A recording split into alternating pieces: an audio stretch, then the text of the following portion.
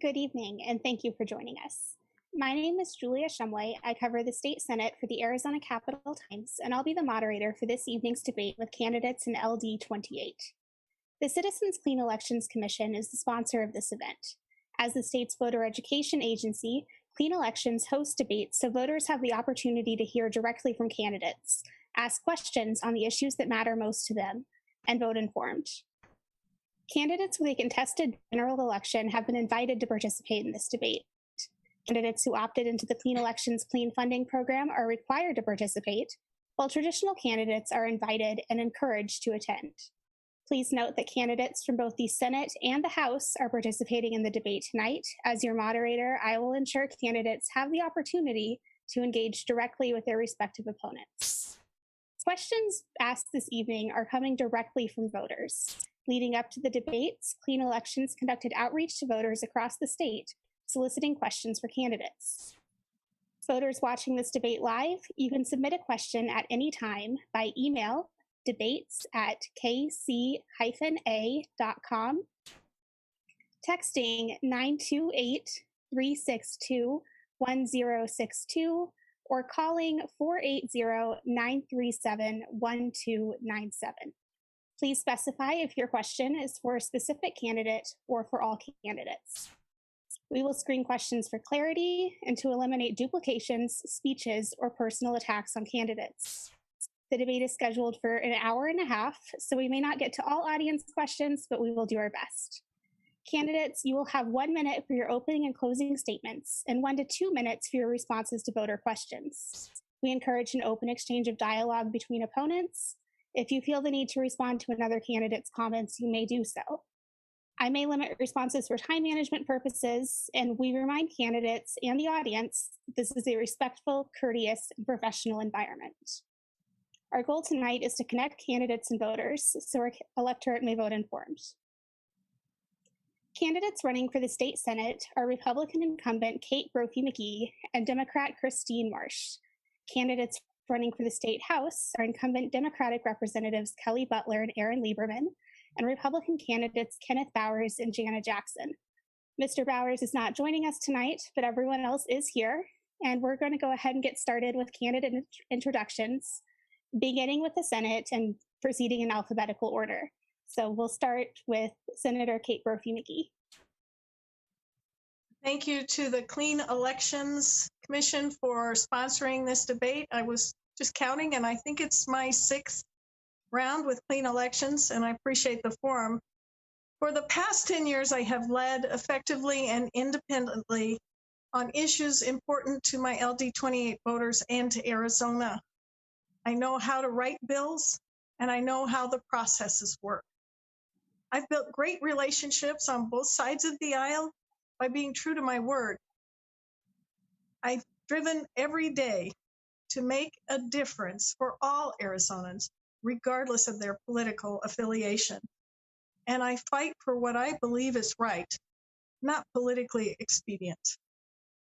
My focus during COVID is safely reopening our schools and our long-term care facilities and establishing those essential human connections safely. I have successfully fought for increased education funding, affordable health care insurance, safe neighborhoods, and strong small businesses. The bill I go back to and am most proud of is my breast cancer, cervical cancer bill, which I sponsored in 2012 with then House Representative Matt Hines, Democrat representative. To date, over 500 women and 2 men have received life-saving treatment for cancer. I've led reforms of Arizona's broken child welfare system, turning it into a national model from a national disgrace. I extended Prop 301 legislatively when it wasn't thought to be possible. And most recently, I sponsored Jake's Law, a landmark legislation providing access to behavioral health for children in the school setting. Our district really wants problem solvers, not partisanship and gamesmanship. And I believe representing District 28 is not about being a politician. It's about being a policy maker. On November 3rd, I urge you to vote Kate Brophy McGee, Arizona Senate. Thank you. Thank you. And now, Ms. Marsh, your opening statement. Hi, everyone. Thank you for having us here in this forum. This is fabulous to be able to connect with voters. In 2018, I fell 267 votes short out of over 90,000 of winning this race, despite going up against a career politician with double the money that I had. I decided to run again because we still need leaders who follow a priority list that's important to average citizens and who will truly champion public education and affordable quality healthcare, and who will vote for budgets that make those priorities clear. In May, my son died, taking half my soul and all of my heart with him. But I made the decision to keep running this race because this is not about me. It's not just about LD28. It's about you and the future of this state that we and my son care about so deeply. My roots in small business and my 28-year teaching career have taught me to be a problem solver and to work with anyone and everyone, even people who don't always want to cooperate, and anyone who has met or has been a teenager knows just how much joy some kids get from being disagreeable. I'm ready to work with others proactively to move our state forward on the myriad challenges we face, including our foster care system, which has a special place in my heart after fostering 6 children. It's not enough to want to make sure things don't get worse, which is how I spent my entire year as the 2016 Arizona Teacher of the Year. It's about fighting to make things better for what will improve lives for children and families. It's about fighting for Arizonans who struggle to pay bills and who worry about health insurance, and in these days worry about their kids' ability to learn online during this pandemic. And it's about reaching out to work across party lines for the kind of true bipartisanship that will find and support legislation that will endure over time and get to the root causes of the challenges our state faces. I invite you to join me. I'm ready to work, and I hope I can count on your vote this November. Thank you very much again for having us. Thank you. And we'll move on to the House candidates now, again, proceeding in alphabetical order, starting with Representative Butler. Well, thank you very much. And thanks to Clean Elections and for everyone who's watching. And I'm Kelli Butler. I've been your state representative for the past 4 years. I'm an Arizona native, a small business owner of my husband's dental practice, and mom to 2 now adult sons. I got involved in politics because I saw the cuts to education funding firsthand, and I knew we needed to do more if we want our children to succeed and to create the educated workforce that we need to maintain a healthy economy. When I was elected 4 years ago, I was assigned to the Health Committee and to the Banking and Insurance Committees. Today, I also serve on the Commerce and Technology Committees. But with my background helping to manage our family's small business in the healthcare sector, I decided to work on expanding access to quality, affordable healthcare as a legislative priority. I'm now the ranking member of the House Health Committee, and I've introduced a number of bills I'm really proud of, including a bill that would let people purchase affordable health insurance through our state's Medicaid system.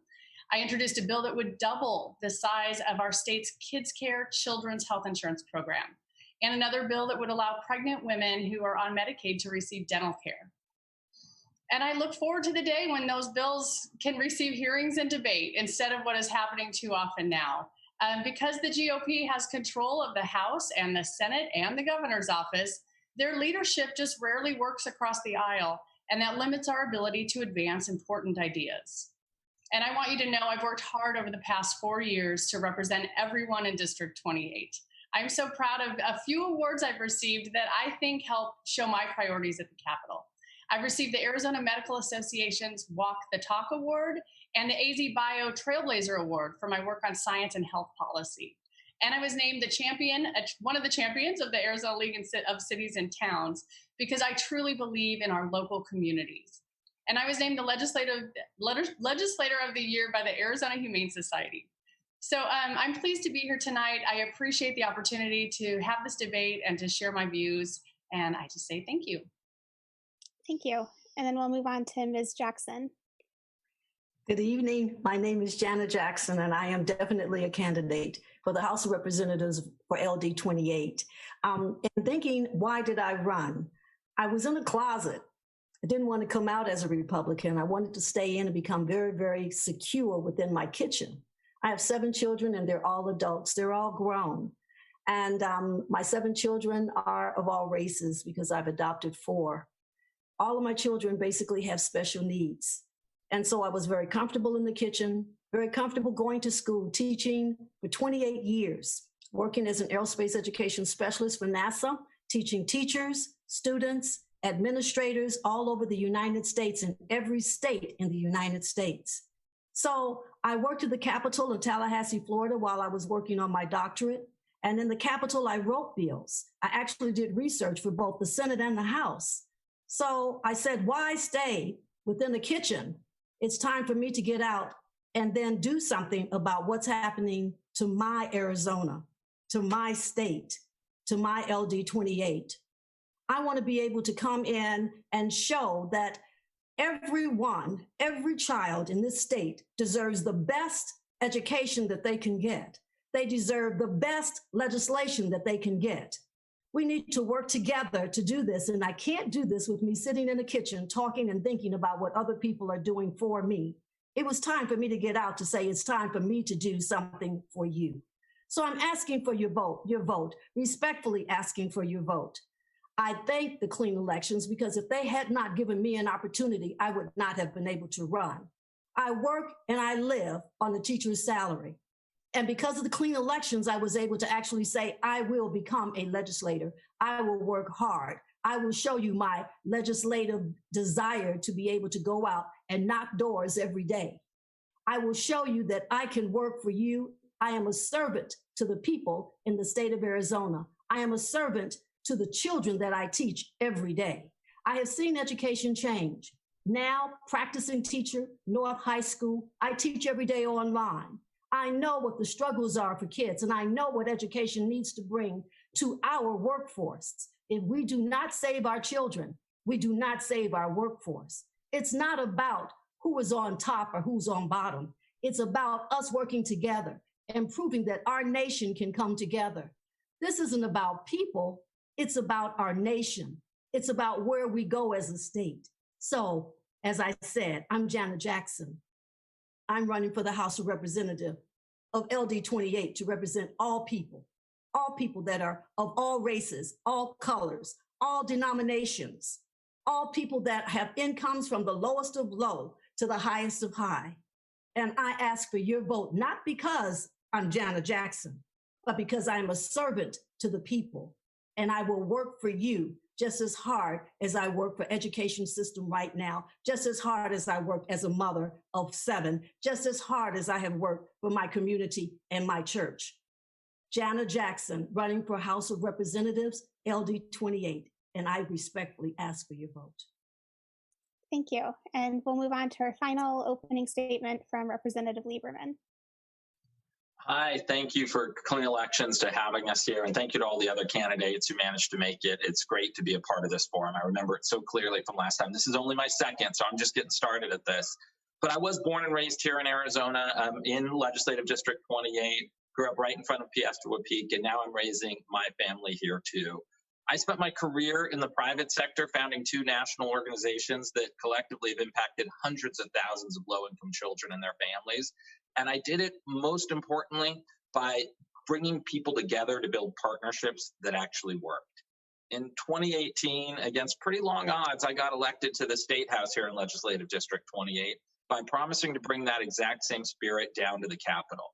I met one-on-one with nearly every single one of my colleagues in the House, and even when we disagreed on a lot of issues, I looked for areas of common ground. I'm proud to serve on the Education and Appropriations Committee and have been able to work across the aisle to get some things done. But my most important partners have been the citizens of Legislative District 28. As anyone who has emailed or called down to my office at the Capitol knows, I will return your email directly. I'll try to understand what's going on, what the issue is. Doesn't matter if you voted for me or not. I'm working down there to represent you. It's been amazing to actually hear what's going on in the lives of our regular voters, how they're struggling with different issues. One of the things I got involved with was a huge pipeline that the city was going to put through right through Piestewa Peak, near where I grew up. I managed to get involved, get the Arizona Department of Transportation and others together to actually come up with a different route to spare 14 acres of that preserve. To me, that's completely illustrative of what you can do when you don't care who gets the credit, when you just sit down and work together with a common goal and an aspiration to make the state work better.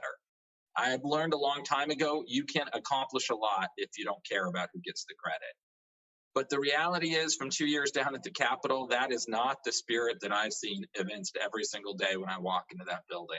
The Republicans have been in control of the State House for over 50 years and the State Senate for at least the last decade. Hardly embody the spirit of cooperation and bipartisanship that I saw growing up here among our politicians. The governor signs over 300 bills at the end of each session.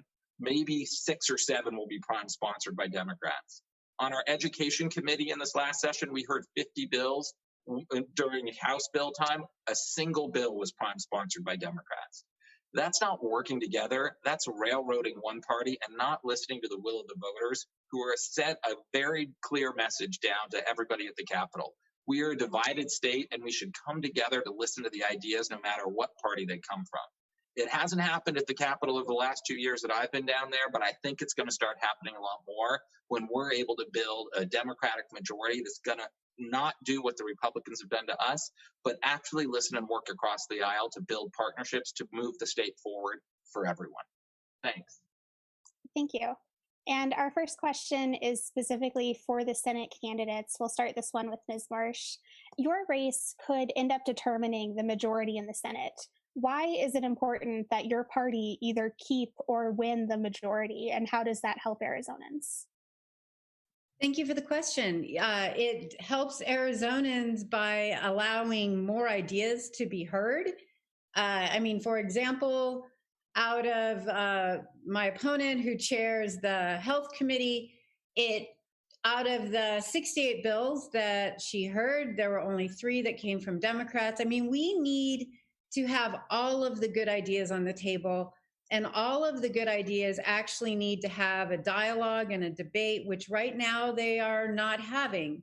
But by flipping, we will be able to create that dialogue and create that debate that I think will allow this state to become more like a marketplace of ideas rather than really one party's ideas and issues getting the dialogue and the debate. And really that's crucial to have these conversations that right now we are not even able to have.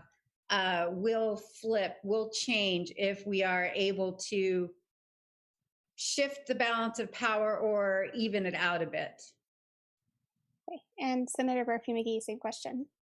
Thank you for the question. I think what voters should consider is not just the party of the person that you send down there. It's the person. It's what they have done and it's what they do.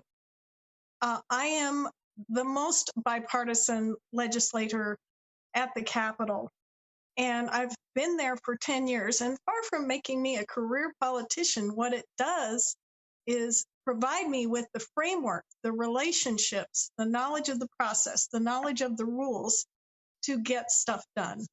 And I have gotten a lot done. The idea would be that I would continue to do that and continue to work across the aisle. I was pleased to hear Aaron mention the pipeline project because I was working on it with him over in the Senate with ADOT and with the Phoenix City Council. So it really depends on who you send down there and what they have gotten done. I am an independent voice. I am an independent leader and have, depending on the issue, raised the hackles of both parties. So what I believe the district is looking for is a policymaker. That is who I am. and that is what I do. And I think I am by far and away the most qualified and the best choice for District 28 voters. Can I respond to that? Yes, you may. Well, I mean, Kate, are you suggesting that you would then continue with this process of 3 out of 68 bills being prime sponsored by Democrats in a committee that you chair? I mean, I think that the party in this case does matter. It shouldn't. It really shouldn't. But it does because of who is in leadership down there. And Kate, you know, I mean, even being the vice chair of education instead of, and having Sylvia Allen be the chair who's, you know, thinks the earth is 6,000 years old, it really shows the lack of influence that you have within your own party. And that's a problem because we need to have, as I said before, we need to have more of these conversations. And the fact is, they are not happening. So she can claim to be bipartisan, and maybe she is compared to the rest of her caucus down there, but she's got a different idea. I mean, she's using a different ruler to indicate success than I am. That is not what I would consider successful bipartisanship. I'm talking, let's get some widespread bipartisanship happening and really hear some of the ideas and have these discussions and dialogues that right now are not happening or rarely happening. So may I please respond, since I think I was just asked a question? Yes, and then we'll move on to the next question after you're done. So what I would say is there is a reason why I was voted most outstanding elected official, best elected official in 2019 and 2020. I was voted that title or those titles by the Capitol community that we serve, Republicans and Democrats. In regard to committee processes, that's a process. And unless you've experienced the process and understand how agendas get set, it's not necessarily a question that's worthy of answer. But what I would say is this: I am the most outstanding legislator and the most bipartisan legislator down there. And I am really excited to share with the audience some of my accomplishments on a bipartisan basis as we go forward. Prop 301 was a bipartisan bill. Jake's Law was bipartisan. In a hyper-political atmosphere, it passed unanimously. Republicans and Democrats signing on and voting for it in the House and in the Senate. So there are many, many concrete examples of what I have done in a bipartisan manner to get things done for Arizona. Thank you. Great. Our next question, it's going to be for all candidates. We'll start with the House members, House candidates, starting with Ms. Jackson. Have recent increases in education funding been adequate? And if not, what additional steps should Arizona take to improve funding for education? I think that the funding for education has been more than adequate. I think appropriation for the funding, once it reaches the school system, has not been adequate. I think if you look at the rate of a new teacher coming into a school district being paid almost the same as a bus driver, it's not adequate. When you look at students, the new teachers that are coming in with loans that they have to pay, no, that's not adequate. When you look at the rate of reading and math, the progression per year, the funding that we have put in for our children, no, that's not adequate. What I can see is that the appropriation of funding has to be looked at, and we as adults, I want to be a legislator to say, I want to be able to, let's see some accountability of where we're placing our money before we add more money. And then where are we adding the money? There's a coding academy here in Phoenix, Arizona. And how many children are in this coding academy that represent all minorities and majorities within our state? So when you ask me about education and appropriation of funds. No, I think we need to look at the true form of what is education and why do we have education. I worked at a school on the reservation for 4 years. I was a turnaround coach. My job was to take an F school and raise it to an F school. There was no more money in appropriation for that school to become a C school, to go towards a B school from an F school within 3 years. It was not the appropriation of the money, but where the money was actually placed within that school system. So I hope that I've answered the question. I'm very new at this, but I am learning and I have a steep learning curve, but I'm learning. No, it is not appropriate. I see us adding more to the educational system of what we're doing within a system than feeding an education system with money from taxes. All right, we'll move on to Representative Lieberman with the same question. I think I just have a totally different view of the educational funding in Arizona than Ms. Jackson. I don't think we've come close to adequately funding our schools by almost any measure. We're 49th in the United States, depending on what number you look at. But we cut more out of K-12 over the last decade in the legislature than any state in the country. We have 1,400 vacant teaching positions because we're not paying teachers enough. Ms. Marsh always points out we have plenty of certified teachers in the state, just many of them aren't working as teachers because they can't afford to live on the meager salary that we're paying our teachers. While the increases have been important, we're still not where we were 10 years ago, adjusted for inflation, and it wasn't that great then. I think to some of the points that Ms. Jackson raised, I hear this a lot from people, concerns about, well, are we spending the money as efficiently as possible? Arizona spends less money out of the classroom than just about any other state. We have a very convenient classroom spending report that shows you for every single school where the dollars are going. And there's just so little of it to be spent. We spend almost all of it on our teachers, and the recent increases have been targeted to teaching increases. In terms of the Coding Academy, I actually know a little bit about that school. It's just south of LD28. By the way, its diversity completely reflects its surrounding catchment area. It has no different diversity than the neighborhood there. I spent a fair bit of time talking to Phoenix Union about that, and it's getting incredible results. It could certainly, use more funding to help retain teachers and other things like that. But the reality is our entire system has been underfunded in Arizona, and we haven't been able to scratch the surface in terms of what's most important, which is preparing students at the end of this process to be successful in school and in life. We have a much lower college going rate than our neighboring schools, than our neighboring states.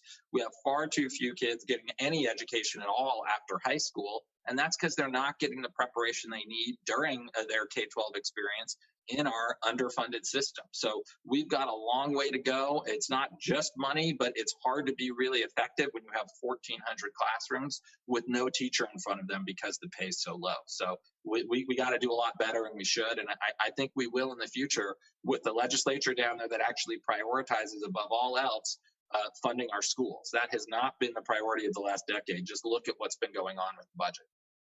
And what specific ways would you increase education funding? Well, I mean, there's so many. I mean, first of all, K-12, I'd say we've got to get to the point where we're funding our teachers in a way that's comparable with what our neighboring states are funding. So that's a competitive marketplace that our teachers live in. We're very far from that. My background and my work experience has been in preschool for low-income kids and families. This is a perfect example. Every dollar we invest in pre-K, we know saves $7 to $8 later on, with students can be more productive and more successful. Some 35 states have moved forward in offering pre-K over the last 10 years. Arizona is actually moving backwards because the one thing we have, which was a ballot initiative passed, the legislature tried to take the money away, actually is funded on a tobacco tax, which has declining revenue every year. The legislature has not only not done anything to address it, they cut the $20 million that was put into at-risk pre-K. This is all, since 2009. They zeroed out $90 million for child care subsidy, just moving in the absolute wrong direction. I think that, I don't know, it's a kind of a parade of horribles here. I don't know. I don't want to compare which is worse, but they also slashed funding for higher ed at the other end of our educational continuum, effectively zeroing out money for state funding for our community colleges, slashing our universities by 50%. During this time, crazily, in my view, they doubled funding for the Department of Corrections. So they'll fund $2 now for every one to lock somebody up after they're R18 than they will to actually get them an education. Those numbers were literally flipped a decade ago. So, we've had 10 years of incorrect, wrong-headed priorities, and we've got to make a big change to get the state where we need it to be. May I? Yes, really quickly. Okay, I just wanted to say that the we that you're talking about is you. You are the one that are in, you're the one that's actually within that house that you're talking about. LD28 has a blue house. Both seats in LD28 are blue. I'm asking for an opportunity that when you talk about bipartisan and we're going to join together, I'm looking for an opportunity in which a Republican will actually be in one of those seats. And when you talk about the Coding Academy, I actually sat within the auditorium when McCain brought up, let's have a Coding Academy. I teach 3 blocks from the Coding Academy. When you talk about the children being the same, I'm sorry, they're not. I'm there every day. So well, look, Ms. Jackson, to that point, look at the enrollment. I'm talking about what I heard directly from the superintendent who oversees the school. I think on your larger point, we tried having a Republican in the seat in LD28. She voted for vouchers every chance she got it. She called our teachers socialist. She presided, as did Senator McGee when she was in the House, over massive cuts to our K-12 funding when we went into the recession. I think the people of Arizona have been pretty clear. They've had enough of underfunding our schools. They've had enough of throwing away money on locking people up and not spending enough time on educating them. That's why over the last 3 elections in a state dominated by Republicans from a numbers perspective, we've had more and more Democrats go down there. We didn't quite get the job done in the House last time. It's only 31 Republicans to 29 Democrats. I think we're going to see a different result in this last election because people are frustrated.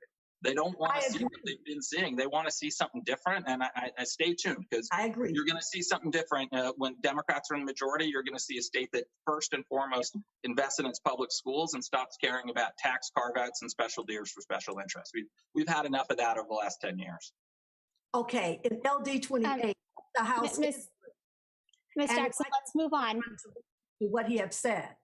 The LD28 is blue. And it's not about a we doing it. You are actually sitting right there in that house. And you could have 2 years ago or 4 years ago actually made a difference, but it didn't happen. There's thousands of more Republicans in Legislative District 28 than Democrats, and they're electing Democrats. I'm talking about LD28. I'm talking about LD28 too. I'm pretty familiar with.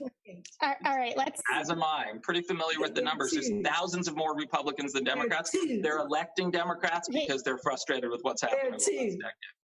All right, both of you, let's move on. Let's give Representative Butler a chance to answer this original question about education funding. Well, thank you. It's always hard to follow Representative Lieberman at the Capitol because he knows everything, and he's on the Appropriations Committee, so he knows where every dollar goes. I will say that it's very obvious that funding for education in Arizona is woefully inadequate still. And, I won't repeat all that was said. Class size is too big. Teachers are leaving the profession. The counselor to student ratio, something that's going to be incredibly important when we return to in-person classroom following COVID, is the worst in the nation.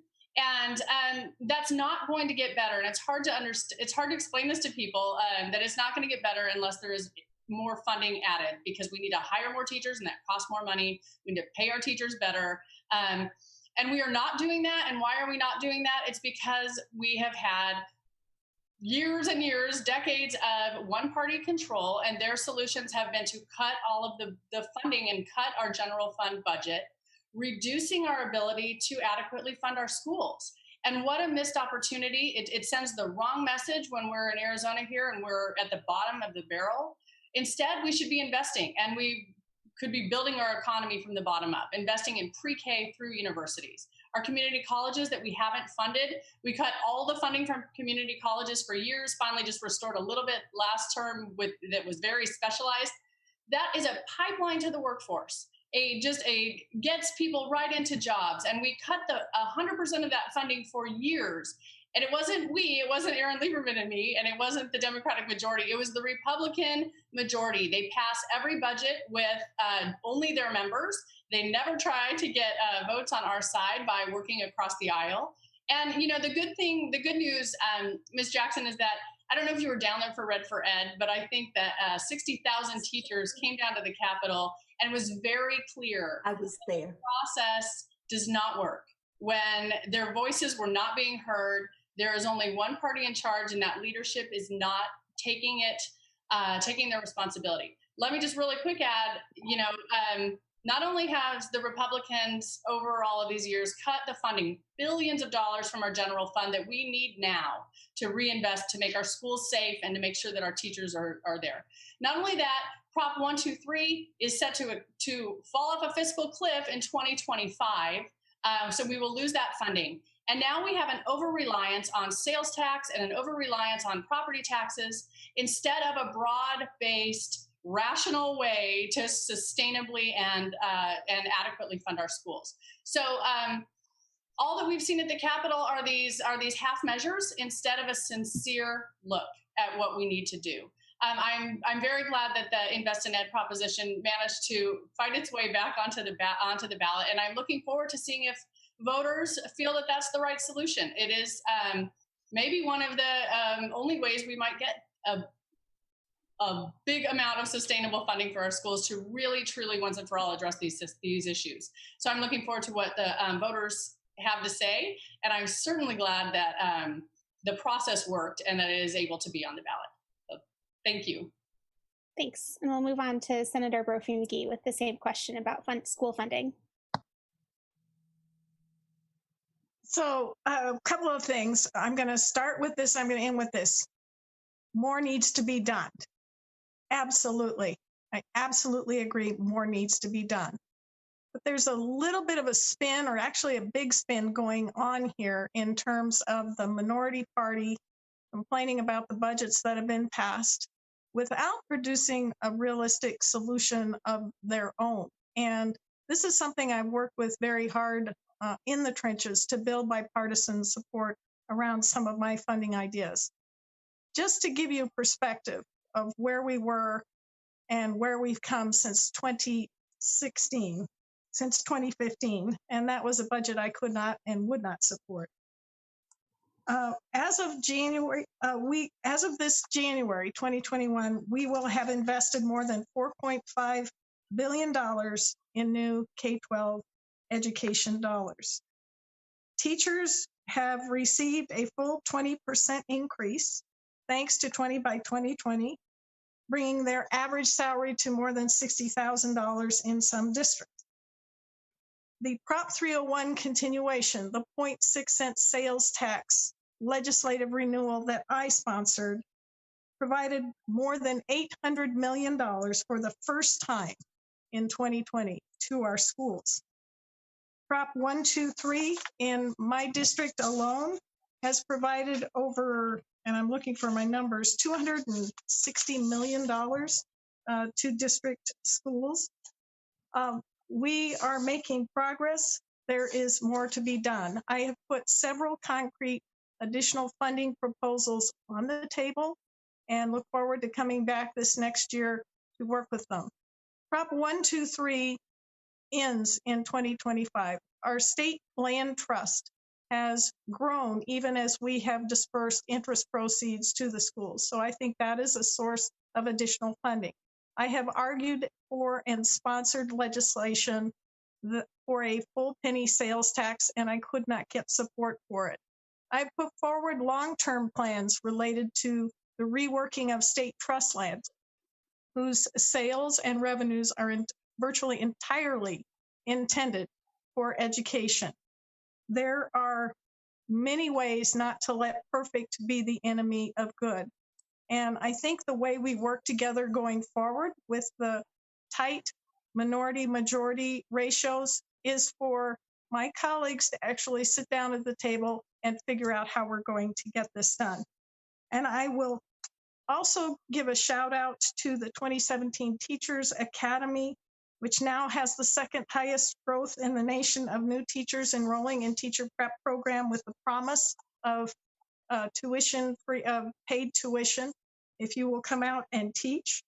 And then we've also made significant investments in behavioral health, including the $8 million in Jake's Law of bridge funding, emergency funding to children in need of behavioral health services. We have done a lot. We need to do more. That is my goal and that is my objective. That is what I've been successful in doing, and I will do again when I return to the Capitol. Great. And Ms. Marsh, the same question. Yeah, no, obviously we have our education funding is lacking, school funding is lacking. We are still at the bottom or near the bottom of every national metric there is. We are almost last, depending on your source, last or second to last in teacher pay. We have the third or fourth highest class sizes in the nation. As Representative Butler mentioned, we have the highest student to counselor ratio in the nation. We have an exodus of teachers. At any given time, we are missing 1,000 to 2,000 teachers. It's not good enough. I mean, Senator McGee says don't let perfect get in the way of good, but this isn't good enough. This isn't even the glass half full. This is like we've tipped the glass over and there's nothing. I mean, we absolutely have got to start prioritizing and investing in our children, which we haven't done for decades, really. I've been living it. I mean, this is my 29th year of teaching. I've just started my 29th year of teaching. So I've watched it happen. It didn't have to be this way.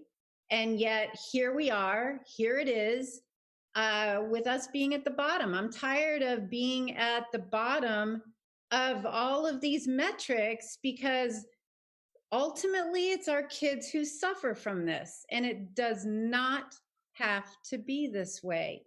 We could have made different choices. We, meaning they, could have made different choices over the decades to make sure that we were not hollowing out everything. I mean, all of the infrastructure, not having district additional assistance for what, I think it was 10 years. So we absolutely, without a doubt, have to start actually investing in our kids. They deserve it. They should not feel, as one of my students did a couple years ago, that kids in Arizona are worth less than kids in other states. It's not okay. May I please quickly respond? Well, can I just, Senator McGee said one thing about legislative Democrats that I just wanted to respond to if I could real quick. The idea that we didn't introduce a budget is not accurate. In my first, the COVID year was a little weird, but my first session, we absolutely introduced a Democratic House budget. We said where every single dollar went. People couldn't believe we were doing things like actually funding the Housing Trust Fund, the homeless. I mean, we were making investments that people cared about. We were increasing funding for education. They said, how can you do this? Well, we didn't include the $400 million tax cut that the Republicans passed. That's an annual tax cut. That was a straight party line vote that every Republican voted for. That right there is $2 billion over the next 5 years that was voted for. And this isn't like in the ancient history. This is, in a year and a half ago when that money was taken off the table. And our budget, we didn't give all this money for performance-based funding, which is actually a pretty good idea in theory, but has no basis because we don't have an accurate way to measure student progress for kids. Instead, we actually gave it to schools to invest in what they know they need to use it for, which is paying teachers, and we could make a whole lot of bigger differences. So we have clearly articulated a Democratic budget. We didn't get any Republican votes for it, but we articulated a different point of view, and I think it's important that people in Arizona know and got a chance to really see what that type of investment would look like. All right, and then Senator Brophy McGee. If I could quickly respond and simply just go into a little more detail about not letting perfect be the enemy of good. It always winds up down at budget time that the conversations that may be going on across the aisle, and Representative Lieberman, I'm going to give you every bit of credit for that they all die away when a budget rolls. So when I say perfect being the enemy of good, that means there's not concrete legislation, there's not concrete solutions on the table, and it winds up being a Republican only budget. And the way it comes across to me is that there's always a greater goal having to do with power in the chambers, and I get that. But I am going to vote for incremental budgets that don't do as much as I want when I feel they do something, because I don't want our parents, our teachers, and our students to suffer.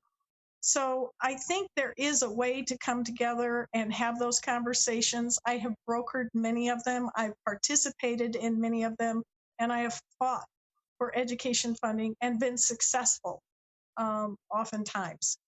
Do we need to do more? Absolutely. And am I prepared to go down there with concrete plans for how we accomplish that? Absolutely.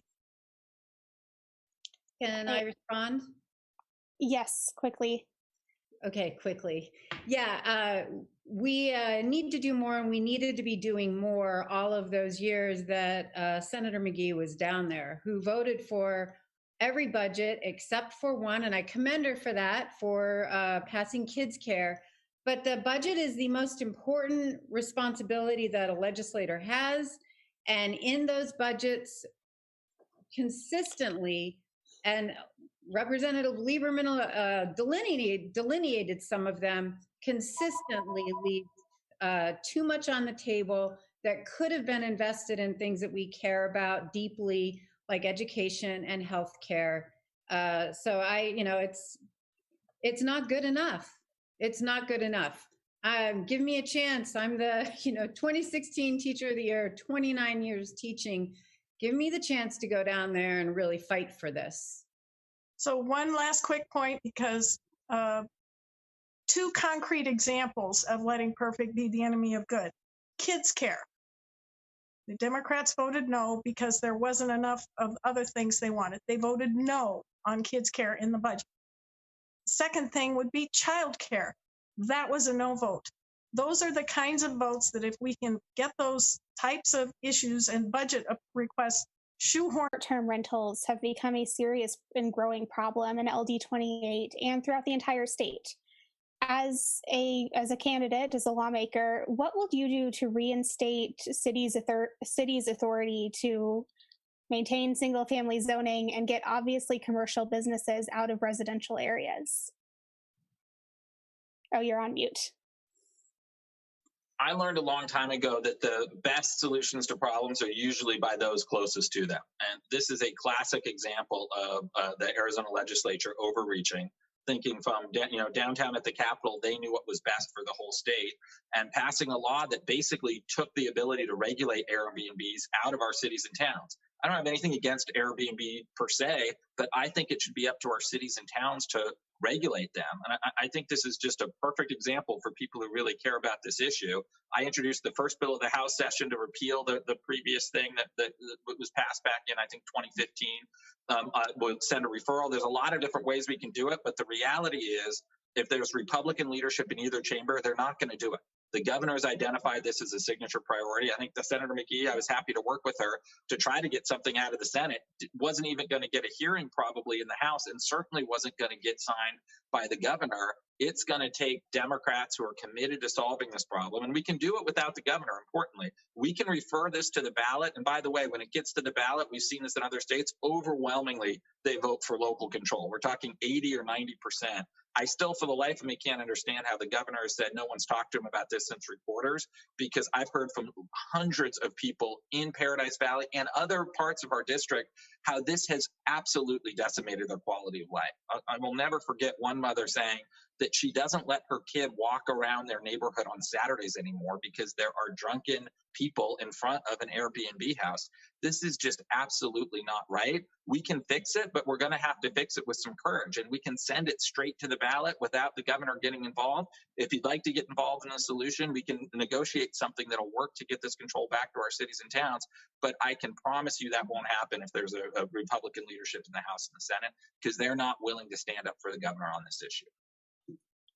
And that is, just want to question here. So we did see this session, people including Representative John Kavanaugh, Senator McGee in the Senate, introducing legislation to address Airbnbs. Is it something that you think there is an opportunity to work in a bipartisan fashion on? Honestly, and I think Senator McGee, rolled up her sleeves on this, as did I. I think, Representative Kavanaugh's bill, he was the guy who voted against it originally.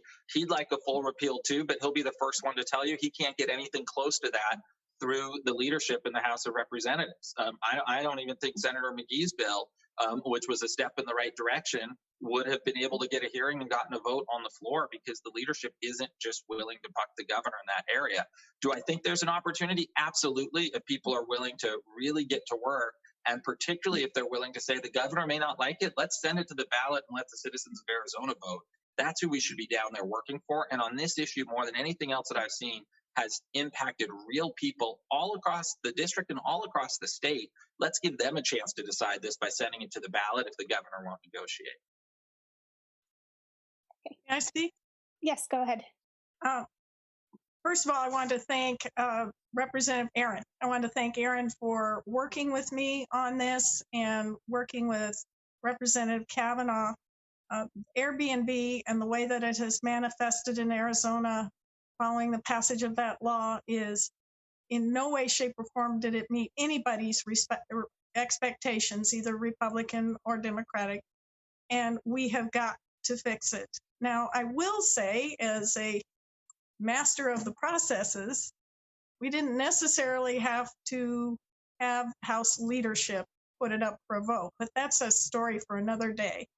Airbnb, the legislation that I introduced, and it was a significant stops and reforms, returning power to the cities and towns, which has to happen.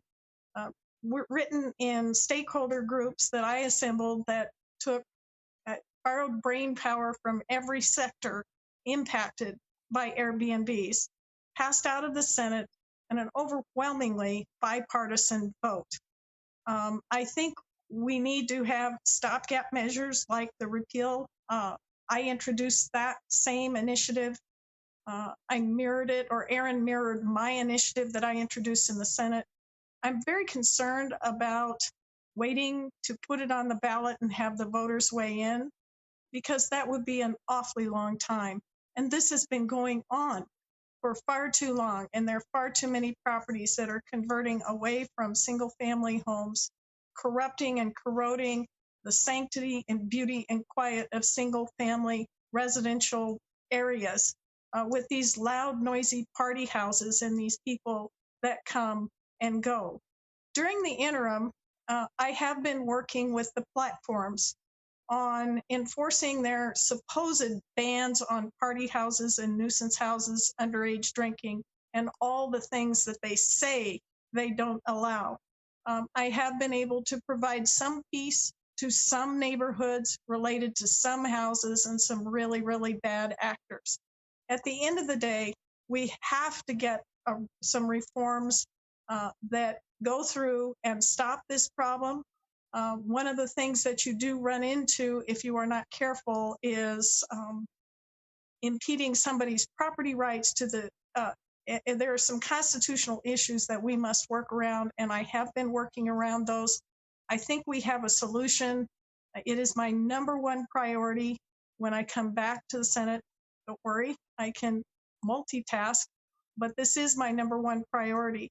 Because my bill was stopped because of the pandemic and we couldn't go forward with it, it's been assigned by the Senate President and the Speaker of the House, as I understand it, have agreed, priority status that would give it a hearing early in session going forward. And it looks like Representative Kavanaugh will also be returning. So this is something I think I know I have the expertise, the knowledge, the people, the process skills to see it through to the finish and get it signed by the governor. You're absolutely right, Aaron. Having a Republican governor sign a Democratic bill may create some bumps in the road, particularly around this issue. I can work around that. Well, Senator McGee, I appreciate that, and I think it's a really good point. I wish you would just communicate to the governor, who has continued to say this is not a real issue and no real people are affected by it. I think you talk to him pretty regularly. I hope you could just tell him, hey, this is a real issue. There are real people on the other side of this. This was as recently as February that he said it's only reporters that ever ask him about it, when I know for a fact, because they showed me the letters, he's gotten dozens of letters from seniors in LD28 saying this is terrible, it's eroding our quality of life. So I certainly hope we can do better. It's not the signals I've gotten from the governor on this, and I'll work with anybody to try to get this thing resolved, because it's an absolute nightmare. Well, here's the deal, Aaron. I need you to work with me. I am communicating with his office specifically around these individual obnoxious party houses, to try and bring some relief to local residents just next to these horrible, horrible situations. So I am working with the governor's office and his people. We are in regular communication. In the absence of a legislative session, doing something beyond that is not something we can accomplish, but it's just like the pipeline. We work together on the pipeline. We're working together on this, and way off base here. I really do have to congratulate you on the grant you put together with Helios and for online teacher certification. That was with the governor's office and Helios and the Department of Ed. You knocked it out of the park. I'll be quiet. Sorry. Congratulations. Thank you. Okay, let's let our other House candidates jump in on this if you want to. Representative Butler, if you've got some thoughts on Airbnbs, we'd love to hear them. I do, on behalf of our neighborhoods, because every single time we go to a neighborhood association meeting, we hear, please do something about these Airbnbs. And, you know, it was a huge mistake at the legislature to vote for this preemption bill. Every time we see a preemption bill, we should know that is a bad idea. It's taking away the local control and taking away the ability of our local communities to have an impact. So Senator Brophy McGee and a lot of people down at the legislature, I think everyone except for Kavanaugh, didn't see through the huge flaw in taking away local control in an area this important.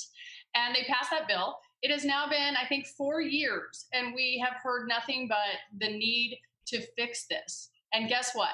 Nothing has happened in 4 years. That's because the Republicans in the majority and in the leadership and in the governor's office are not willing to reform this. And there's too much at stake. These are the people's safety in their neighborhoods, their home values in their neighborhoods. We cannot continue to wait. I am so sorry, but this has been another empty promise. This bill passed and we have promised to reform it. That reform has not happened. How many years and how many promises do we have to hear before we realize what we need is a different majority to make these changes? It's not just Airbnbs, it's all of the education funding issues we just talked about. We are still at the bottom and we still have one party in charge. Charter reform, we were promised charter reform and that didn't happen either. So I know the process is complicated. It's extremely complicated. I work behind the scenes and managed to get things done in amendments that people don't even know I've authored. So yes, it is complicated, but we cannot continue to wait. We cannot continue to hear excuses about why things can't happen. And further complicating the Airbnb issue is the fact that the legislature, the Republican majority of the legislature, also preempted cities and towns and said they could withhold all their shared state revenue if they go against anything that the state says. So if a city puts in place a law that some legislator doesn't like, they could potentially withhold all of the revenue from that city. It is terrifying to the cities. They don't want to possibly run afoul of that horrible law, also put in place and needing to be repealed. But I will just say, we cannot continue to wait as there's no solutions. I mean, it's one thing to offer solutions, but it's another to get things done. And it's taken too long. And I think it's an obvious example of the need for a different majority who's going to focus on different priorities. May I please respond since I was called out? Yes. So if I'm going to be looking for bipartisan, I'll go talk to Representative Lieberman because what I'm hearing is a lot of blame game and some inaccuracies, and I need to correct those. First of all, the Airbnb legislation, there were reforms that Senator Kavanaugh accomplished one session ago, and we all, or as many of us, voted for it on a bipartisan basis. The issue is those reforms did not go far enough. When this whole Airbnb issue exploded on my district, I went back and watched the original hearings of the bill.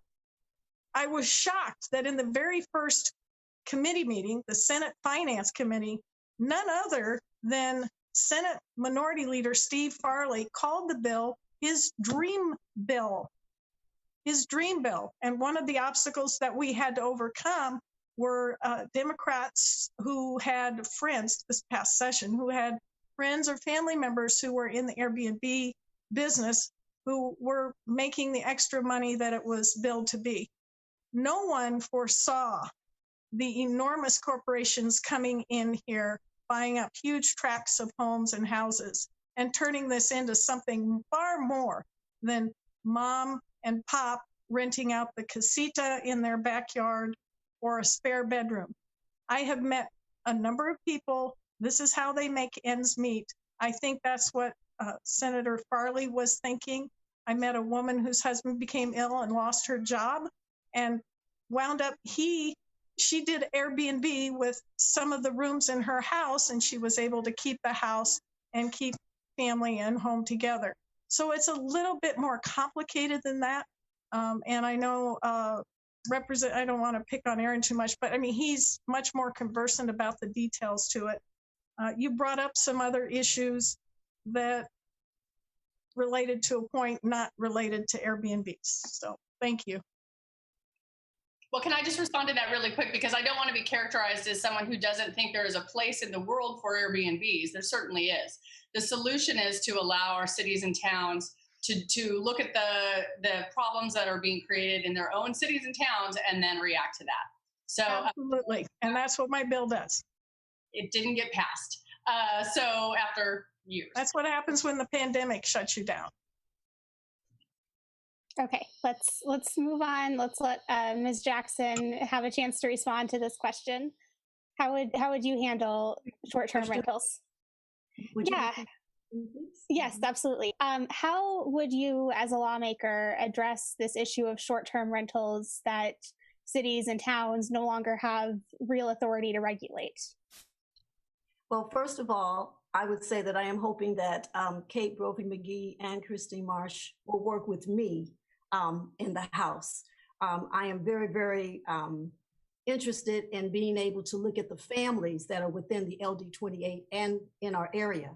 Last week, we had 2 young people shot in the middle of their street, while a second student or third student was actually online that ran outside, saw it, came back and told all of its classmates and was absolutely traumatized. These are people that live in these single family homes. They're people, they're not numbers. So when we look at making legislation for people, it's not about crossing over, it's about crossing to the people that we represent. Something else that was mentioned is when we look at the purpose of me becoming a legislator is for me to be able to defend what is actually our Constitution. It's not about Republican and Democrat, it's about what's right. Crossing the aisle, yeah, sure, that's right, when the situation calls for it. And when you look at family housing, I have been in the family housing. I teach at North High School. I have been with those families. I've taught for 7 years in Phoenix and 28 years. And when you actually work with the people, you begin to know that that house is more than just a house. If they're selling something within their house and it's not right, it goes right back to the schools. The families that live in those homes have children. If we aren't educating the children, we're not educating our future. We're not educating our workforce. So when we talk about working across the aisles, of course, when we talk about pro-life, it was not passed last time. They missed pro-life bill by 1 vote.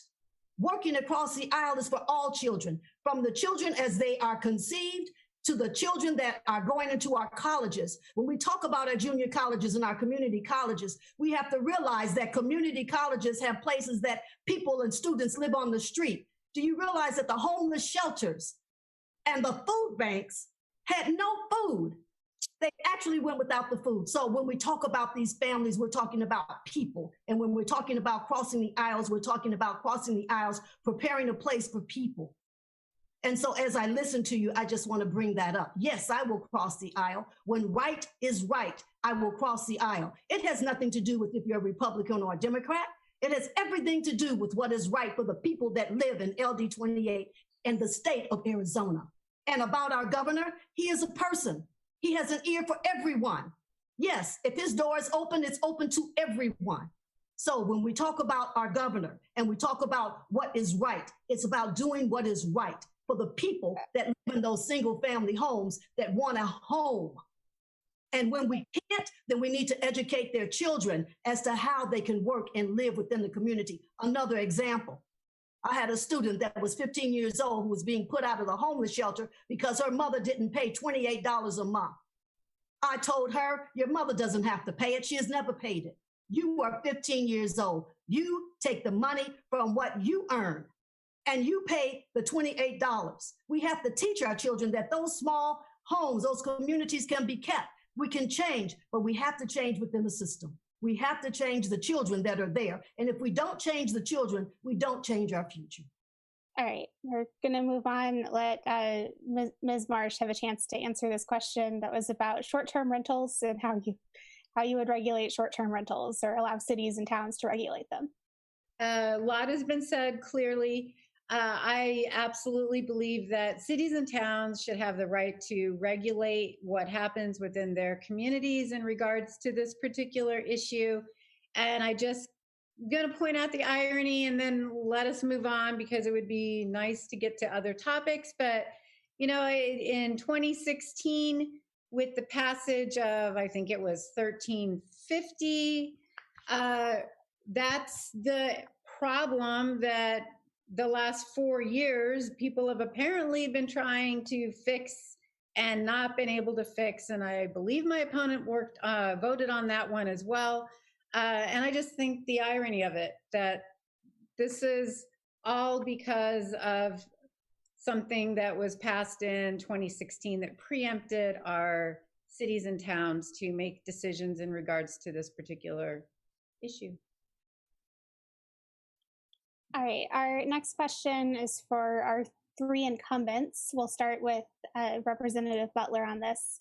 Can you describe a situation where you successfully worked with members of the opposite party to pass legislation that directly benefited LD28? That's an interesting question. You know, there have been amendments that I have offered to bills that have been put on those bills, and so I think that I've improved bills. One of them is a surprise billing amendment that got put on. You know, I think that a lot of the things that we're doing in the minority party are not always obvious. I think we are trying to draw attention to flaws in bills. We are trying to make them better by our voice and our advocacy, and for asking questions in committees that could expose flaws that will lead to changes down the road. So I'm constantly doing that. I'm constantly dialoguing with my Republican and Democratic candidates or colleagues about how we need to improve bills. But again, I mean, don't forget, in 2019, of the 332 bills that were sent to the governor, only 7 were Democratic ideas. So there isn't a lot of opportunity, unfortunately. I have introduced bills I'm very proud of. One, to protect military and veterans from lending, predatory lending. A lot of healthcare bills, including dental care for pregnant women. There's a lot of good ideas, and I think that we need to have a different approach where we do value the ideas and the input from both sides of the aisle. I've been in a lot of stakeholder meetings offering suggestions, and sometimes the bill sponsor takes them and sometimes they don't. But I think our role in offering those suggestions makes the bills better. All right, and Representative Lieberman, same question. Yeah, I think the first thing that comes to mind, I was able to work with Senator Allen, who won't be coming back to the Senate, to double funding for teachers that want to go back to get an additional STEM certification. Crazily, we have like one physics teacher for something like 2,200 students in the state, and this had actually been shown on a pilot basis. Providing just $2,000 for a teacher who wants to go back to get this additional certification. The great program they have at ASU is an opportunity that produced something like 35 new physics teachers out of the very small number that we have in the state. So we were able to work together. It came to education on Monday night. By Wednesday night in appropriations, she supported my amendment on that to double the funding. I think as Senator McGee mentioned, you know, not through the legislative process, but I was very, very pleased to work with Superintendent Hoffman, who committed $2.5 million, and the governor's office committed $2.5 million, and the Helios Foundation put in $2.5 million to get digital professional development available for every single teacher in the state, because none of our teachers signed up to teach online right now. None of our district and charter folks did. So it's been great to give them some additional help. But I do just want to underscore exactly what Representative Butler said, which is this gets to kind of the core heart of the problem. There were lots of things we could have passed in the House with 31 votes. But the challenge is the majority operates under the rule that they'll only put something up on the floor that has a majority of the majority votes. And that's not where the majority of Arizonans are, but that's the role that the leadership took and the position that they took. So there were almost no votes. I mean, a very, very small, maybe 1 or 2 votes that actually had a coalition of people in the middle working together to pass something. Otherwise, it was in the same kind of rigged game where only one party is deciding who's getting hearings. You heard the numbers in, our education committee, which is supposed to be thought of as somewhat bipartisan, a single Democratic prime-sponsored bill. It's no way to run a railroad. It's no way to run a state. And I think that's why there's been this growing desire for a kind of different approach. And lastly, I'll just say to Senator McGee's point, we are really looking forward to giving the governor an opportunity to sign a lot of Democratic bills. And I think he will do so when it's a Democratic state and a Democratic Senate, because he ain't going to have a choice. And that's what's good for the state. We'll have a real dialogue because there hasn't been a need for a dialogue at this point because there hasn't been that control. Again, I think we wish that there had been a more inclusive leadership style by the Republicans. But when we're backed into a corner, it's going to come down to Democrats actually having a voice down at the Capitol, and that's going to happen when we tip the balance in the Senate and we tip the balance in the House. And I honestly, I mean this quite sincerely. I think it'll be very good for the state when the governor signs, I don't know if it'll be dozens or hundreds of prime-sponsored Democrat bills. I guarantee you in the next legislative session, if we're in control of both houses, he'll double or triple his total from his previous 6 years. And that'll be good for Arizona because it means really for the first time, 2 parties are sitting down as partners at the table to try to move the state forward. All right, and we'll go to Senator Brophy McGee with that question. But first, Clean Elections wants me to remind you viewers of who the opponents are here, because there's been a whole lot of inter-race discussion going on. For the State House, where you will elect 2 candidates, you have Democrats Kelli Butler and Aaron Lieberman, and Republicans Jana Jackson and Ken Bowers, who is not here. And for the State Senate, where voters will choose 1 candidate, you have Republican Kate Brophy McGee and Democrat Christine Marsh. And also, if you're watching this debate live, you can submit a question at any point via email, debates@kc-a.com, texting 928-362-1062, or calling 480-937-1297. And with that, we'll move on to Senator Brophy McGee. And the question was whether you could describe a situation where you have worked with a member of the opposite party to get legislation that benefits voters in District 28. Thank you. I listened to the stories from the House, and I really have to tell you, having served 6 years in the House and 4 years in the Senate, that they are 2 completely different bodies. And I am not surprised by the bitter partisanship that my colleagues describe. The Senate is far more collegial. We work together on all kinds of issues. I collaborate with Senator Bowie, absolutely love and adore David Bradley, although we don't always disagree.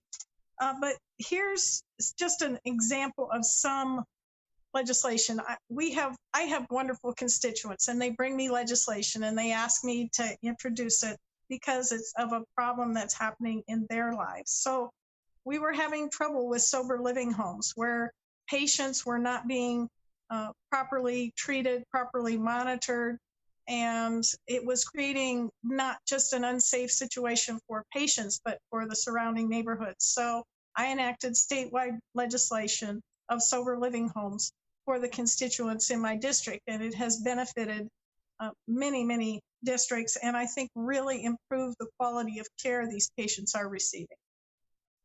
These vulnerable patients. I have a methadone clinic on the west side of the district. It's actually outside of my district, but it had terrific ramp up in the number of patients that were going. It became a 24/7 facility, and it went from being a dosing clinic for methadone patients to an intake facility. At one point, at its highest juncture, that little 4,000 square foot building had 2,300 patients a day, and 1/3 of all the biomedical transport cars in the county went to that clinic. And it created all kinds of mayhem for the neighborhoods, created terribly unsafe situations for the patients.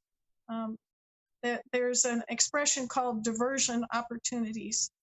These patients coming into these clinics are very vulnerable. They're struggling with addiction. They need help.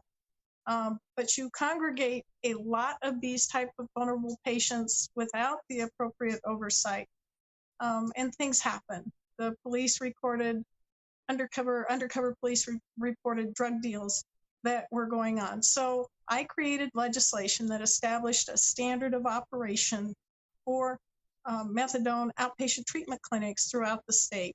I went out with a group of neighborhood leaders. We found some gold star examples. This is what we want our treatment facilities to look like for our patients. And we modeled the legislation after that. And I got that passed. The back part of the legislation addresses outcomes for these patients. It's just like children in the DCS system, you know, how many of them are returning to care in the system? How many patients are returning to addiction? How many patients? So we are really taking a deep dive into what the outcomes for these patients looks like. It's incredibly important. I started out fighting for the neighborhoods. I am fighting for these patients. They deserve to be well and whole and have a life. And it is a high, high priority to return to that important work when I make it back to the legislature. In addition, I'm working on Airbnb. We were cut short by the pandemic, so the bill that made it out of the Senate did not get a hearing. We had some tricks up our sleeves that we were not able to enact because we closed down. I'm coming back with that bill. In addition, a constituent approached me about healthcare options. He made too much money to be on the exchange. So he was paying thousands of dollars in premiums, thousands of dollars in deductibles, and getting virtually no coverage. So one of the things I did was instate mini COBRAs, that is employees from 1 to 20 who are let go from their employers can file for mini COBRAs, which actually is less expensive currently than the Affordable Care Act. I had a constituent who lost their grandchildren, their daughter to accident at birth, healthy mom, healthy baby, undiagnosed uterine tear, bled to death. So that led to the creation of maternal mortality and morbidity bill. The study for that has been completed, and the caregivers around pregnant women are beginning to enact the recommendations so that we can have moms, not just in my district, but all across the state, particularly underserved areas, who won't die from a preventable accident upon giving birth. I have met constituents who were beneficiaries of the breast cancer bill that Matt Hines and I passed in 2012. Over 550 women and 2 men received life-saving care for breast cancer. So these are the kinds of things that my constituents ask me to help with. And it's my gift or my ability to connect what's going on locally with what needs to happen at the state and find a path forward that makes it better for my constituents. So those are just a few examples. I've obviously done more because my constituents are very active and have lots of great ideas, but association health plans would be another one. Affordable, quality health care, access to healthcare insurance for companies and individuals 2 to 50 and above. So just a few examples. We did. I might have the question you're trying to jump in with. We did get a question from voters specifically about these association health plans.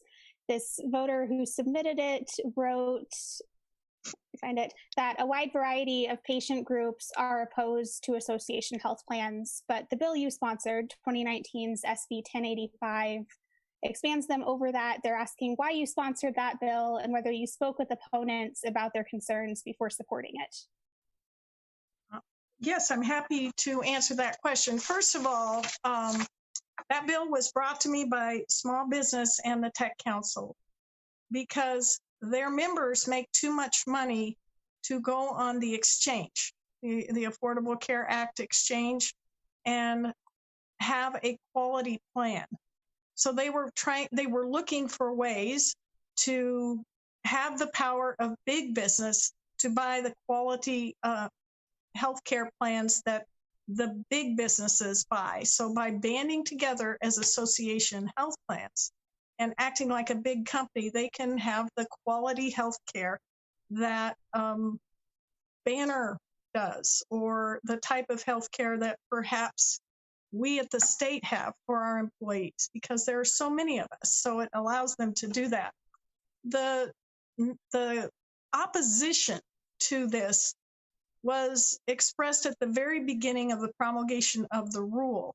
An example would be the Arizona Will Humble's outfit, the Arizona Health Association, initially signed in opposition to the bill until he found out what it actually does. And what it actually does is to enact the 10 essential benefits.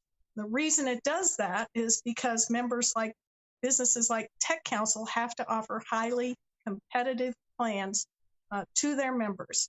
So that opposition dropped away, but it was not reported as such.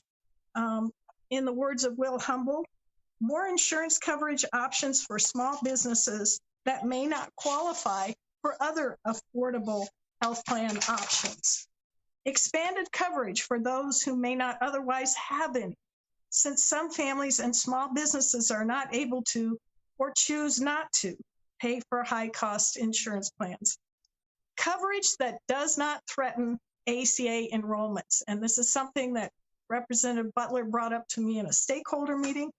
Most Arizonans say they are happy with the coverage they receive through the ACA plan options. But a recent nationwide survey showed that 90% of those individuals on the exchange are subsidized. I was trying to solve a problem for individuals who live in my district who make too much money to be subsidized. They do increase competition and keep insurance prices low for all Arizonans. There's a long way to go to ensure Arizonans have high quality, affordable health coverage and access to care. That's what my bill did. It is an option. It provides high quality healthcare insurance. I know Kelli will never agree to that or admit it, but it is a quality health insurance plan similar to what Banner and other big corporations offer their employees. And I'm hoping I can respond to that. And I apologize, I don't know what's happening with my light. My computer's so old, it just can't figure out what to do with light. But okay, there's a lot to unpack there. And association health plans were something I saw coming down the pike really early in the session because it was a Trump administration rule change that allowed for junk insurance, and the rule change included short-term limited duration plans, with which all the Republicans voted for, and also this association health plan idea that Senator Brophy brought to the state of Arizona. It's important to know it's very wonky because, of course, the devil is always in the details of insurance, but it does not protect people with pre-existing conditions because association health plans are not required to cover the 10 essential benefits that people need. So if you need a benefit, you are not guaranteed that your association health plan will cover it. Don't take it from me. There were 300, I don't know if you're going to be able to see it, 300, there you go, patient and consumer advocates, physician and nurse organizations, who all filed comments to the federal rule change that Senator Brophy brought to Arizona. 300 patient and consumer organizations were vehemently opposed to the association health plans because they do not protect consumers and especially those with pre-existing conditions. Among the groups opposed to the Trump plan that Senator McGee brought here were virtually every leading patient advocacy group in the country, including the American Heart Association, the American Lung Association, Cystic Fibrosis, March of Dimes, Susan G. Komen, AARP, the advocacy arm of the American Cancer Society and Children's Action Alliance in Arizona. It's extremely wonky, and I apologize, but they do not protect people with pre-existing conditions. They allow your employer to offer potentially junk insurance and then trap you in that insurance and then if you're trapped in that insurance and your employer offers it, you can't go back to the exchange and get another plan. You're prevented from doing that.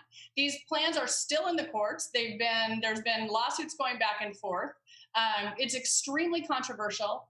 Again, extremely opposed by anyone who cares about the health of people, especially those with pre-existing conditions. So, this was a Trump administration rule that was brought here, and it's extremely detrimental to our state. May I respond? Yes, and then we're moving on. So here's a reality check.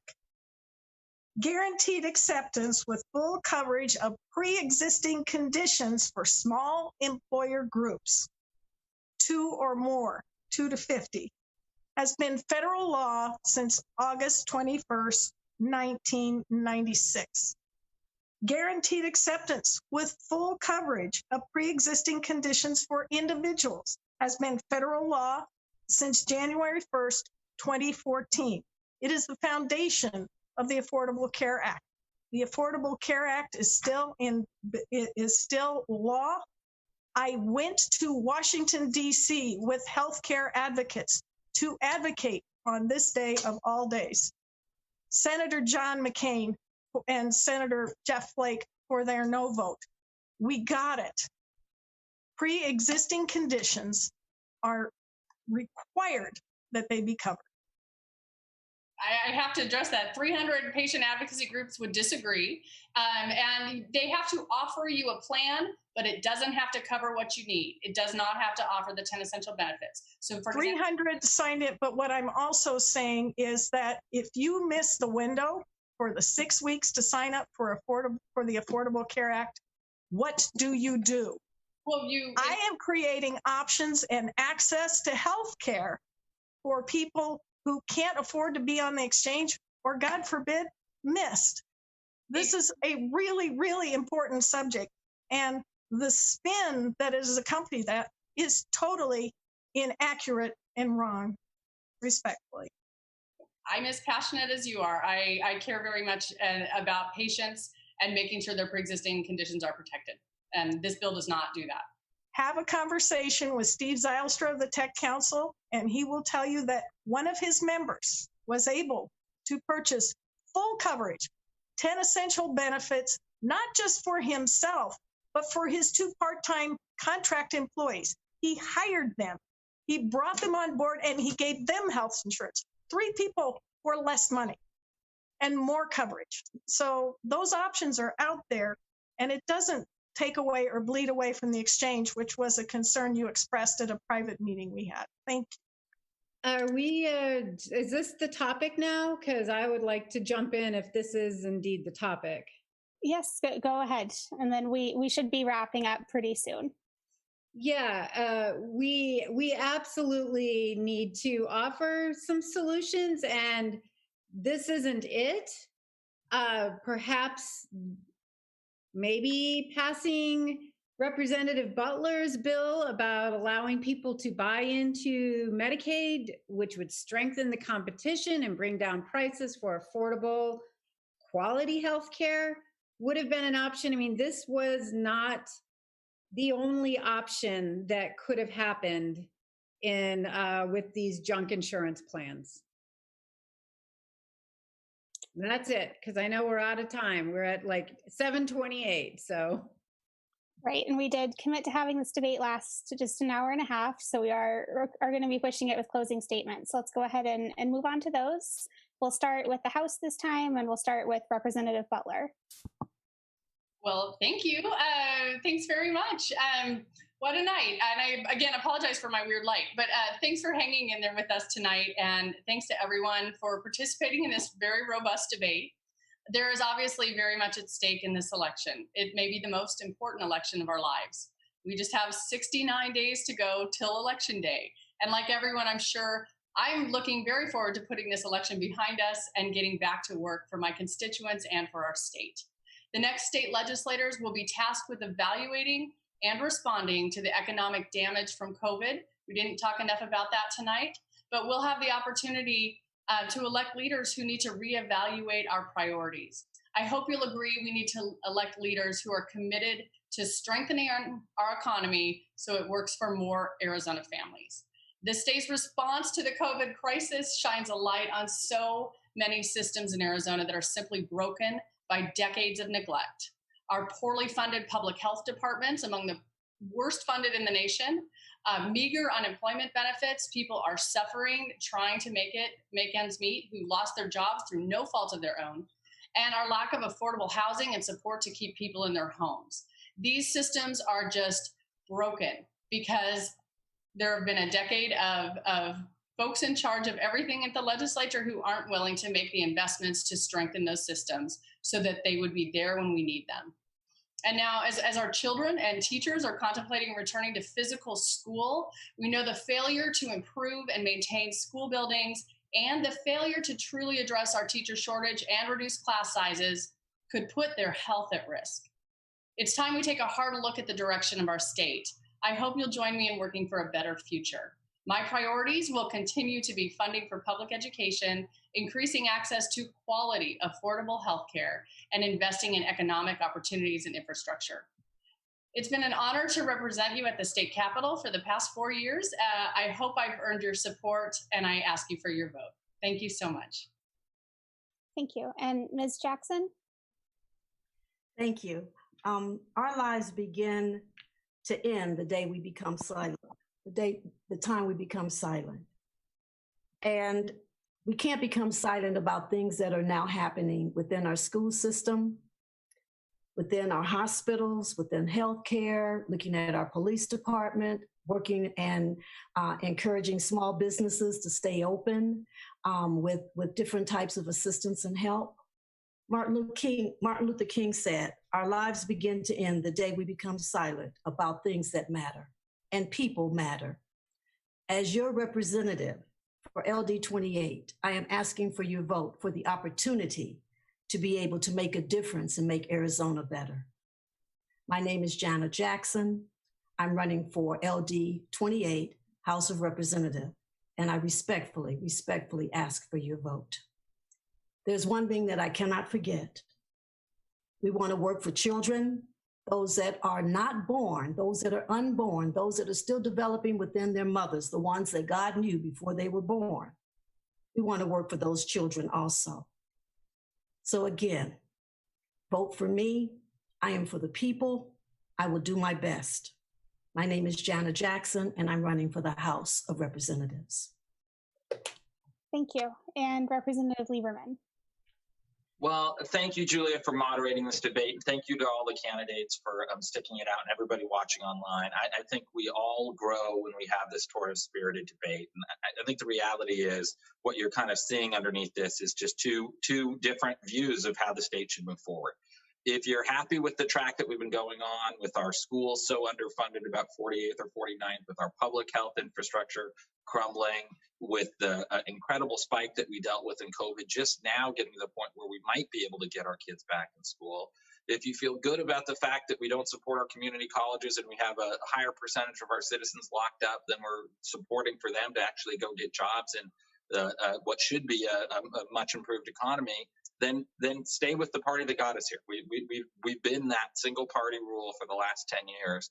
I think the reality is Arizona's brightest days are ahead of it. We're going to get back to the Arizona I grew up in, where it was divided government. And we had Democrats like Bruce Babbitt working with Republican colleagues in the legislature to do things that moved the whole state forward in an important and big way.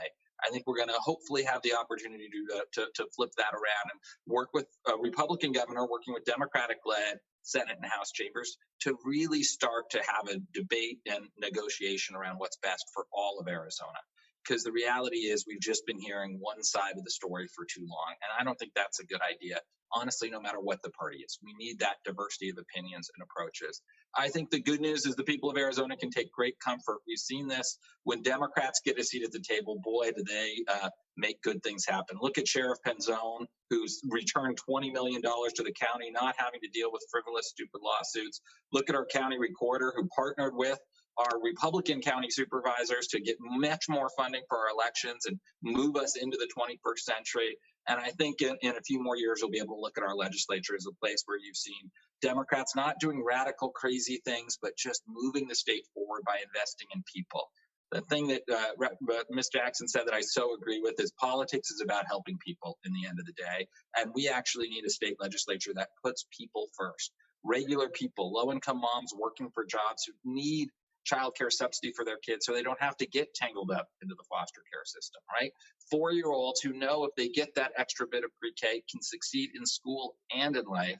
And teachers and kids throughout K-12 that know with more funding, we can actually start to do the job that we know we need to be doing for all of our children. We can have all of that and have a state that's booming. I'm an entrepreneur. I want this to be the best state in the country to build, start, or grow a business. But to do that, you've got to have a great workforce. We can get there and we can do it together. And I hope you'll consider voting to send me back down to the legislature to represent absolutely everybody in Legislative District 28. Thanks so much. All right, and then we'll move on to closing statements from our Senate candidates, starting with Senator Brophy McGee. So thank you, Julia, for being a moderator. Moderate is good. And thank you to the Clean Elections Commission for hosting this debate. And thank you very much to my fellow candidates who have attended and weighed in. And I agree with Aaron, a spirited debate, a spirited civil debate is always the best. I am truly a bipartisan legislator who gets things done. I'm happy to report that the Democrats in the Senate and the House vote for my bills, including the AHP bill. I think that was the very first bill my friend Kelly didn't vote for that I introduced. 120 bills over the last 10 years, plus various appropriations measures, including a lot for education, and 90 plus awards, including 2019 and 2020 Best Elected Official, which I shared in 2019 with Kirsten Sinema and 2020 with Superintendent Kathy Hoffman. Speaking of endorsements, and I have received many, I received an endorsement and I always write back, thank you so much, it's a great honor. So I wanted to tell you a story about that. I always thank the endorsing organization. And the head of one of these organizations wrote me back in response to my thank you email. Dear Senator, the honor is ours to be able to work so closely alongside such a great legislative leader on so many important issues facing Arizona. During our 50+ interviews as a council, no name was mentioned more than yours to the question of what other legislators they looked up to as a model for guidance, and almost as many Democrats as Republicans. That says it all.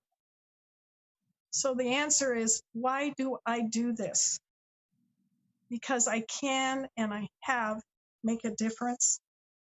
550 women and 2 men receive life-saving treatment for cancer. I connect people to services, I solve problems, and I work across the aisle. That's the only way I know how to get things done. My problem solving started on the school board, where I served 10 years prior to coming down to the legislature. And it was always about the problem. I never once thought to ask, are you a Republican or a Democrat, and consider that before liking the solution. We worked together. That is what I do down at the legislature to help people, and that is what I will continue to do. I will not be enthralled to my party or the opposition party. I never have been. I work for you. So in November, vote Kate. Return me to the Capitol where I can continue, as my husband says every day, going down there and doing good things for people that most need it. Thank you. Thank you. And Ms. Marsh, your closing statement. Yeah, first off, Kate and I have another 3 debates after this, so I hope that you all tune into those, which will be a little bit more focused on this particular race.